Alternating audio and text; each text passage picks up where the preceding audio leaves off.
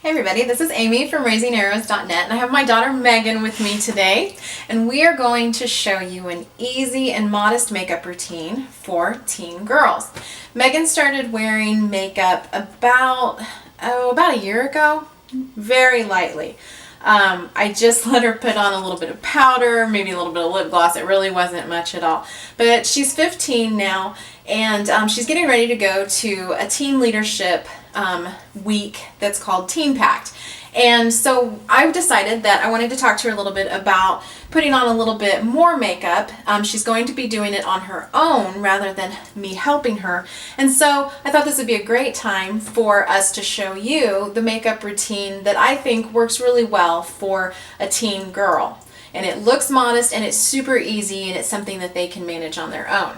So first, I want to start with the fact that she washed her face before we came in here, and she uses a moisturizer that's for dry skin because she and I both have really dry skin. It's a great thing because you don't have a lot of blemishes, but as you get older it gets drier, and so I just want her to keep up with the moisturizing routine. So you want your teen to have a good cleanser and a good moisturizer that works with their skin type. That's going to be completely up to you. I would say though, rather than spend your money on makeup, spend your money on good cleansing products and good moisturizing products. Sometimes you can even get by with using something like a bee silk from hardlotion.com. They have a product that's called bee silk that I know some people use as a moisturizer. You can sometimes get by with the cheap stuff, but I actually prefer not to. We use a product called Labri, and this is an aloe vera based product. Not that you have to use this, but this is just what we use. We also do use their foundation most of the time. So that's where I'm going to start with, is a foundation. The hardest part is matching the color of skin. As you can see, Megan is fairly pale, and that's okay. That just means she's not out there sunbaking. But anyway, so you want to kind of try to do a test, and it's a little difficult to do that if you're ordering over the internet. Labri is an internet product. So you might want to try to go with something from the store where you can actually kind of place it up next to their skin or on the back of their hand or something like that. This, I believe, is the lightest color that Labri makes. You can also use a sponge of some type to blend, because that's going to be the biggest problem your teen is going to have, is blending that foundation down over their jawline. We've all seen it. We've all seen people with the line, and they aren't even always teens. Sometimes they're adults with that line across their jaw, or up in their hairline. Megan wears her hair back like this a lot, and so it would be very visible if she didn't get that foundation completely blended all the way around the edges and down under her neck. So she could use something like this. However, I think she's going to do okay with just using her fingers. So what I'm going to have her do is just squirt a little bit of this onto her fingers.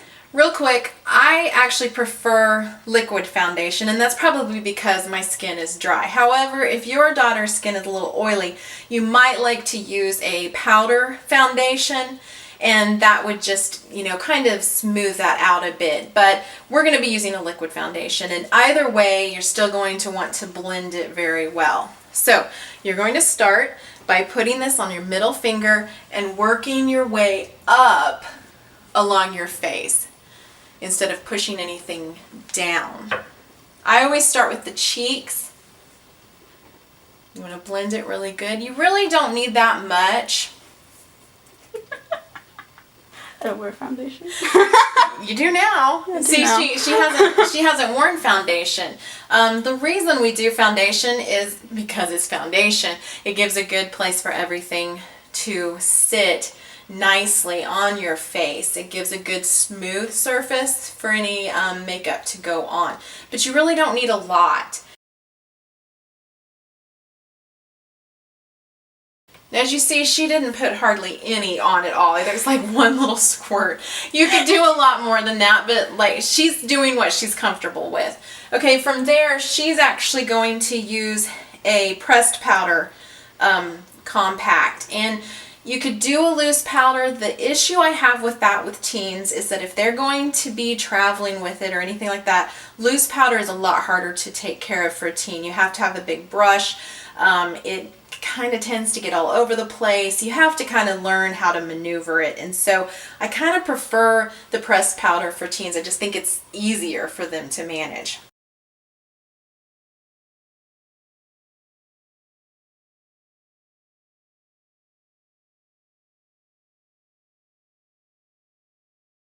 Okay, next is blush, and this is kind of a preference thing. I know Megan has never worn blush. She figures she blushes enough, she doesn't need to add any. However, it is a good idea to add just a very light neutral blush. She's going to be using a very light pink and a very light dusting of it. So you're just going to take this across one time on one cheek and one time and put it on the other cheek, and you're just going to go right along the apple of your cheek. There you go. Okay, and then the other side. Okay, no big deal. All right, next, and again, personal preference, is eyeshadow. My preference for teen girls and eyeshadow is something very light. Not this one over here. A light, like an off-white or a light pink. I really like the light pinks with a little bit of shimmer to it. It just gives a little bit of depth to your eyelid, and I just think that if you do a lighter color like that, it's perfectly acceptable for daytime wear for the teen girl. I will say that I prefer to use, could you pick up that brush there? I prefer to use a brush to put on the eyeshadow rather than the little applicator that comes in the eyeshadow container, because I think that it gives just a more even look with the eyeshadow, and I think it's easier for the girls to manage. So I'm going to have her use, let's just go with the really light shade of pink right there. So do a couple of brushes on it and then brush it over your entire eye. Close your eye and get down on the lid too. Okay, other eye. And you can look at yourself in the mirror with the other eye if you can wink. Okay, real simple.